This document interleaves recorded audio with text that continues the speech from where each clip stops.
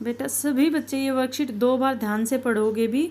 अब मैं आपको समझाती हूँ किसी भी घटना की प्रायिकता कैसे निकालते हैं। किसी घटना की प्रायिकता बराबर, प्रायिकता मतलब संभावना कि भाई वो होगी या नहीं होगी, बराबर घटना के संभावित परिणाम और घटना के कुल परिणाम। जैसे हम सिक्का उछालते हैं तो कुल परिणाम 2 हो सकते हैं, या तो हेड या टेल।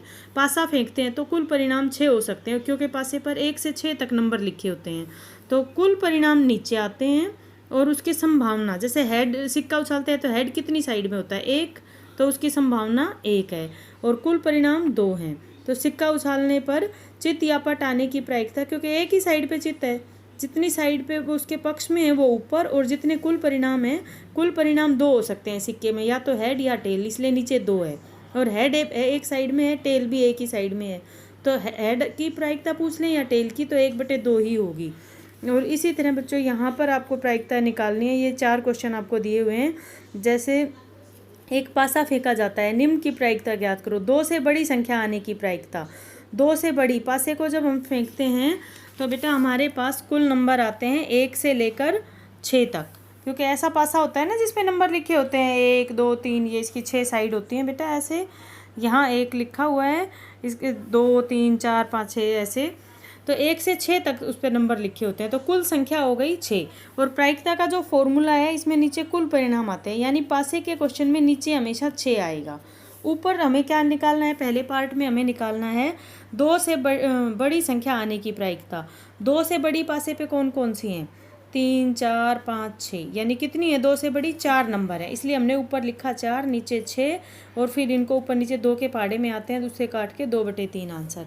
अगला हमारा है भाज्य संख्या आने की प्रायिकता। भाज्य संख्या मतलब जो भाग हो सकती हूँ, तो भाज्य संख्या हमारी, इसमें भाग होने वाले नंबर कौन कौन से हैं, 2 तो खुद से ही भाग होगा और किसी से नहीं, 3 भी, 4 भाग हो जाएगा 2 के पहाड़े से, और 6 हो जाएगा।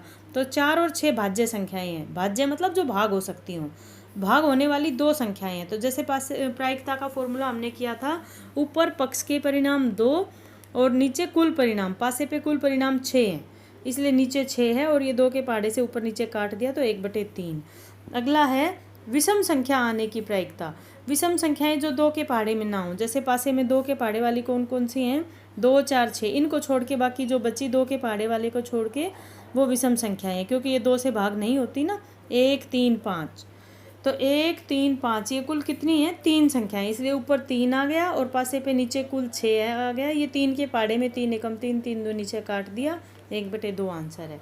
फिर है सम अभाज्य संख्या आने की प्रायिकता।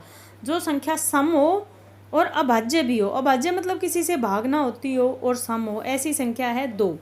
पासे पे हमने देखा जैसे 1 है, ये तो सम संख्या नहीं है, 2 सम संख्या भी है और किसी से भाग भी नहीं होती, इसलिए 2 में 2 गुण हैं, ये सम संख्या है और अभाज्य।